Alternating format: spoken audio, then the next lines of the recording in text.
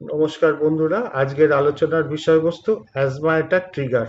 অর্থাৎ কোন কোন ব্যাপারে আমাদের সতর্ক থাকতে হবে অ্যাজমা রোগীদের জন্য, যে যাতে সেই সমস্ত ব্যাপার অ্যাজমা রোগীর সংস্পর্শে এসে অ্যাজমা রোগীর বাড়াবাড়িটি না ঘটায়, অর্থাৎ অ্যাজমা অ্যাটাক না হয়।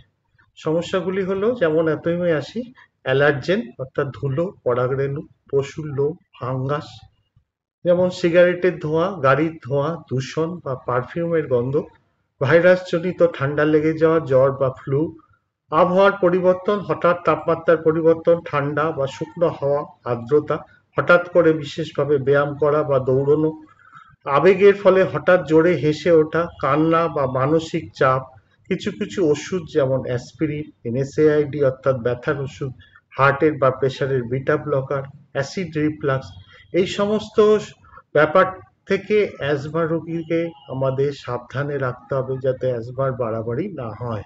এই ট্রিগারগুলো এড়িয়ে চললে অ্যাজমার অ্যাটাক অনেকটাই কমানো যায়। আপনারা অ্যাজমা রোগীকে সুস্থ রাখুন, তারা সুস্থ থাকুন, সাবধানে থাকুন। নমস্কার।